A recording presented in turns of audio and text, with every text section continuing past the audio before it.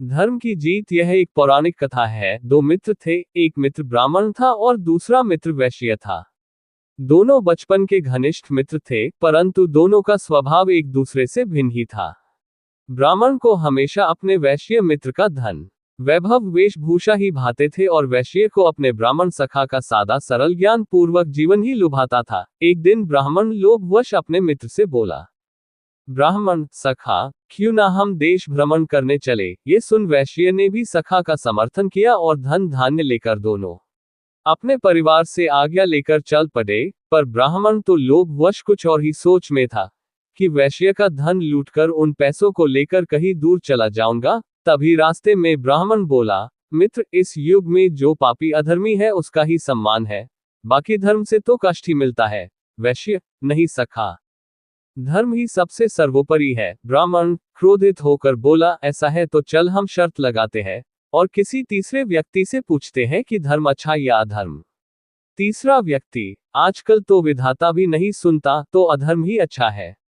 ब्राह्मण, है सखा, देखा कहा था ना, अब इस एवज में मुझे अपना सारा धन दे दो। वैश्य, नहीं सखा, धर्म किसी भी रूप में हो सदा विजय होती ही है। ब्राह्मण फिर बोला, अगर तुझे अभी भी शक है तो पुनः बाजी लगा, इस बार मैं तेरे हाथ काट दूंगा अगर असत्य हुआ तो। वैश्य, ठीक है। फिर तीसरे व्यक्ति से पूछा, उसने फिर वही बोला कि अधर्म ही जीतता है। ब्राह्मण ने फिर क्रोधवश उस वैश्य के हाथ काट दिए। फिर भी वैश्य धर्म का ही गुणगान करने लगा। वैश्य बोलता है, सखा, ये हाथ ही हमसे पाप करवाते हैं, अच्छा हुआ काट दिया और धर्म की जय करने लगा। ब्राह्मण ने फिर शर्त लगाई, इस बार आंखें निकाल ली और मरणासन समझकर सागर में फेंक दिया और धन लेकर ब्राह्मण वहां से चल दिया। किसी तरह वो वैश्य सौभाग्य से बहते हुए राजा विभीषण के पास पहुंच गया। राजा ने उसे जीवित जान उसका उपचार किया और संजीवनी देकर पुनः जीवित कर दिया और राजा विभीषण को सब कथा सुना दी। ये कहकर वैश्य वो संजीवनी लेकर मार्ग में चलने लगा और दूसरे राज्य पहुंचा और देखा कि उस राजा की एक ही पुत्री है और वो नेत्रहीन है। वैश्य ने संजीवनी देकर उस राजकुमारी की आंखें ठीक कर दी। ये देखकर राजा ने वैश्य के साथ अपनी पुत्री का विवाह कर उसको राजा बना दिया। यहाँ दूसरी ओर उस लोभी ब्राह्मण को लुटेरों ने लूट लिया और वैश्य की हत्या का दोष लेकर वो यहाँ वहां भटकने लगा।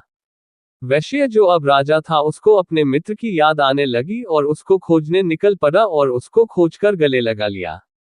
वैश्य बोला, सखा, आज तुम मुझसे शर्त ना लगाते और मैं धर्म पर विश्वास नहीं करता तो आज वैश्य से राजा नहीं बनता, अतः धर्म की हमेशा जीत ही होती है। ब्राह्मण बोला, सही कहा सखा, और माफी मांगने लगा।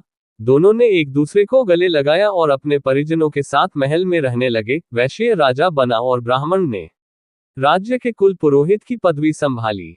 ये कथा पौराणिक ग्रंथों से प्रेरित है, जिसका सार है कि सत्य और धर्म का मार्ग कठिन जरूर होता है, परंतु उसका फल सदा मीठा ही होता है। अगर आपको स्टोरी अच्छी लगी हो तो लाइक, कमेंट और चैनल को सब्सक्राइब जरूर करें। धन्यवाद।